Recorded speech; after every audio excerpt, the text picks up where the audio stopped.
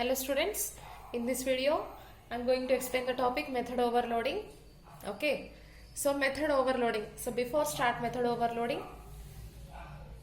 I want to just define the term method. Okay, so what is a method? Method is known as a function in C or C++. Okay, functions which are available in C and C++, we call them as methods in Java. Okay, so coming to method, method is a collection of statements which is used to perform only one specific task. Okay, method can be defined as it is a collection of statements, or it is a set of statements which can be used to perform only one specific task. Then coming to method overloading. Method overloading. This is the best example for one of the object-oriented concept, that is polymorphism. What is polymorphism? Polymorphism means one thing can be exist in many forms. So here methods are, here I have defined 5 methods which are having the same name but they are in different forms. Okay, so that is what method overloading. Method overloading means we can write any number of methods. So in this example, I am writing 5 methods in different ways. Okay, so 5 methods I have written in different ways. So that can be possible in Java, and this feature is called as overloading. Okay, overloading the methods is nothing but you can write any number of methods using the same name, but where we have to make the difference in their parameter list. Okay, so that is what method overloading. Let's take this example. So here 5 methods are there with the same name, that is sum. Okay, then first method is taking the 2 parameters of integers only. Okay, into x and into y are there. So it is, in this method the 2 parameters are belongs to integers only. And then coming to the second method, just compare these two. Okay, first compare the first method declaration and second method declaration. So in the first method and second method declarations, how many parameters are there? Only 2. But then what is the difference between them? Here in this first method, 2 parameters are belongs to integers, and in the second method declaration, one parameter is of integer type and another one is float type. So that is what the difference. But here we are using the same method name.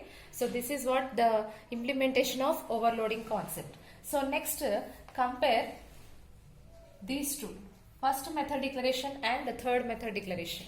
Okay, so in the first method declaration there are 2 parameters of integer type only. In third method declaration 2 parameters are there, but they are of different data types. Okay, 2 float variables are there.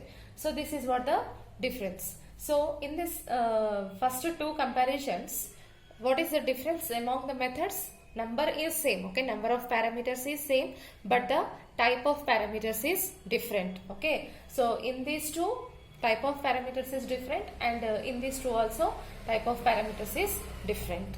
And then coming to second method and fourth method. Okay, compare second method declaration and fourth method declaration. So in second method declaration and fourth declaration, there are only 2 parameters, and 1 parameter belongs to integer and 1 parameter belongs to float. Okay, then what is the difference here? The order of parameters is different. Okay, so in the second method, first parameter is of integer and second one is float. But in the fourth method declaration, first one is float and second one is integer.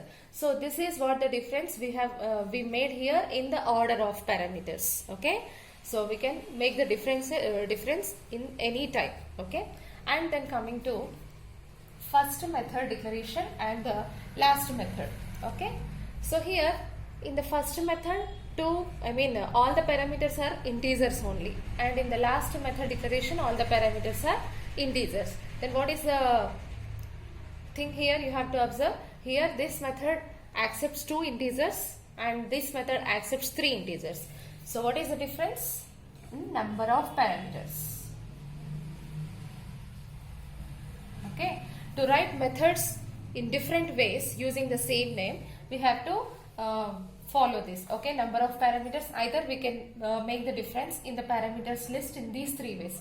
We can make the difference in number of parameters, type of parameters, and order of parameters.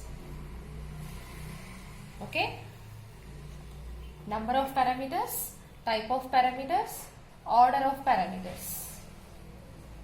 Okay, so all these things examples we have just seen now. Okay, number of parameters, first one and last one. 2 integers here and here 3 integers. Type of parameters, first two or first method and third method.